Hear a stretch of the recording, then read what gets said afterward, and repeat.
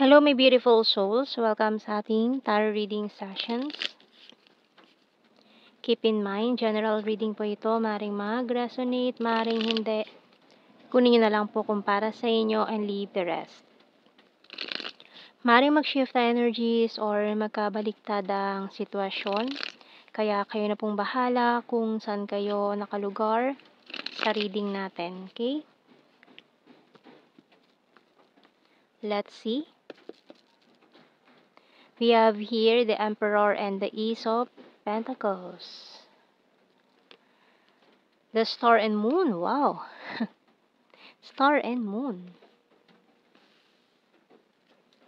The Hermit and the Page of Swords.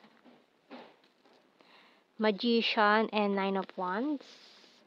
Bottom card is Four of Swords. Okay. So, parang may iniwasan kayo recently or kung matagal naman ito na iniiwasan nyo na itong taong to.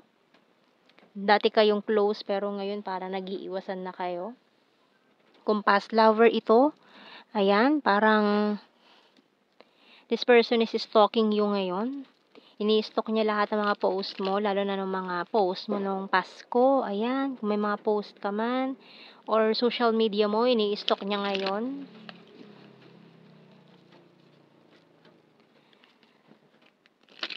Tingnan natin message ng Archangel. So, matagal kayo nag-iwasan itong taon to. Matagal kayo hindi nag-uusap. Matagal siyang nag-hermit mode. May mga specific signs tayo dito ng Aries, Aquarius, Pisces, Virgo.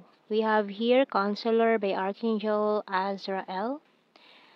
You are a natural counselor and many people benefit from your guidance and reassurance. So, maaaring itong taon to, humingi siya ng payo sa mga tao sa paligid niya na ngayon ay pinagsisisihan niya bakit siya sumunod sa sinabi ng mga tao sa paligid niya. Maaaring sinabi ng mga tao sa paligid niya na iwasan ka, na may makikilala pa siyang iba, kaya iniwasan ka niya. Mukhang marami kayong conflict nitong taong ito. Pero ikaw talaga yung gusto niya eh. Ikaw yung minamanifest niya eh. Pero mukhang dahil naniwala siya sa mga sinabi ng mga tao sa paligid niya. We have here lighthouse, waterfalls. Pero yung emotions, nandito pa rin eh. Nag-overflow pa rin ang emotions. We have here doll, dream catcher, ring. Ikaw kasi yung gusto niya eh. Ikaw yung dream niya eh. Ikaw yung gusto niya makuha. Yung kanyang pangarap, makasama sa buhay. To have this proposal, wedding proposal. Ayan, we have your scissor. So, matagal na kayong hindi nag-uusap nitong taong to. Cut off communication, walang usap-usap. So, tingnan natin. Tarot messages, oracle cards. So, maaring kapag may mga tao na nagtatanong sa kanya about you, deadma siya. Parang kunyari naka-move on na siya, wala na yun para sa kanya, pero hindi pa rin. Oh, I regret rejecting you. So, kung nireject ka nitong taong to, nanghihinayang siya. I hate my pride and ego. I want to grow old with you. Kasi ngayon, iniisip niya, ikaw yung gusto niya makasama sa buhay. It's a disaster na ma-realize niya yun. You're so sweet and caring. Namimiss niya to, pagiging sweet and caring mo. And this person really want a family with you. I'm strong and independent, guarded and wounded. Ooh, twin flame connection for some of you. Ayan. Kaya ganun na lang ka-intense at hindi ka nakalimutan itong taong to. Tingnan pa natin more messages.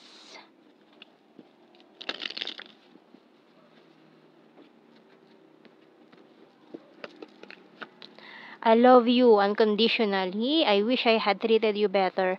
So, ayan, kung nireject ka niya, hindi kanya trinato ng maayos dati, nagsisisi na siya. Ayun. I know I messed up everything.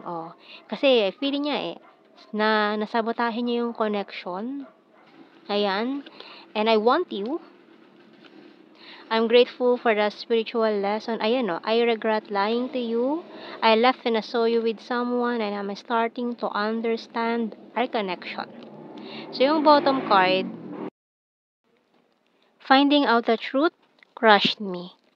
Okay, so may mga realizations, may mga Ayun, nung nalaman niya, 'di ba may mga tao sa paligid niya na sinunod niya yung mga payo nila.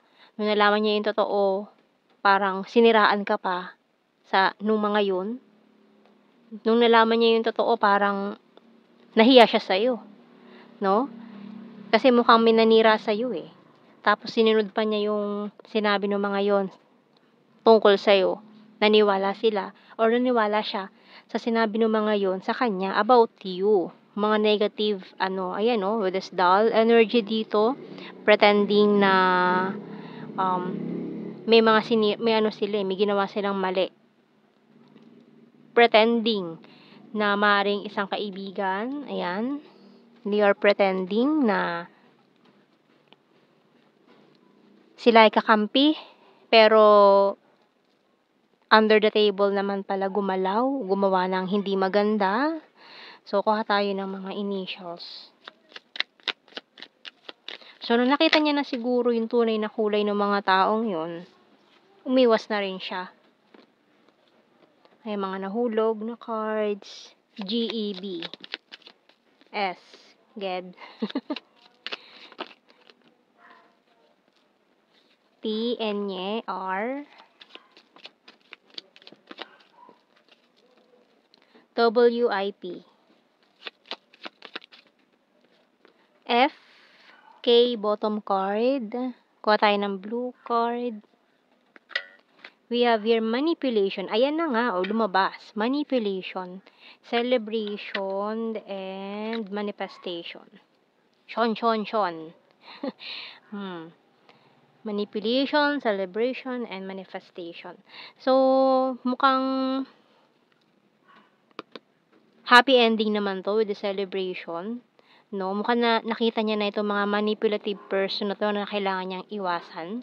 Kasi ikaw talaga mina-manifest nitong taong to. So, mukhang hindi nagtagumpay itong mga naninira sa relasyon nyo, sa connection nyo nitong taong ito. Lumabas na rin yung katotohanan ngayon, naliwanagan na siya sa nangyari. So, tingnan natin sa general signs and messages. So, hindi natin kailangan i-explain more deeply itong mga keywords natin dito. Alam niyo na yan. Napakadali na unawain ng mga keywords natin. We have here the runner card. So, ayan, tumakbo tong taong to eh. Tinakbuhan ka niya. We have here high expectations.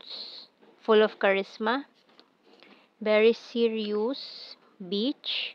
So, mukhang may mga nag-soul searching pa dito. Ayan, mukhang ikaw.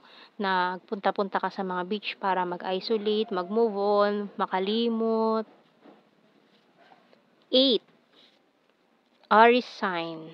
Divine Feminine. Perfect smile. Rainy season. Lake. Sword is air sign. Gemini, Libra, Aquarius. Virgo.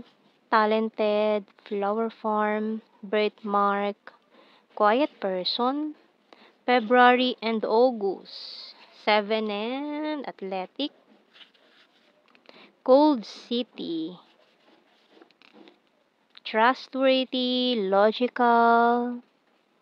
Confirmation of a twin flame connection. Ayan, another twin flame. Water sign, Cancer, Scorpio, Pisces. Crazy for you. Cute and chubby, January. Present lover, May. Gorgeous, and North PH. So, yan ang ating reading, my beautiful souls. Thank you for watching. Take care and God bless. See you in our next reading, guys. Bye-bye.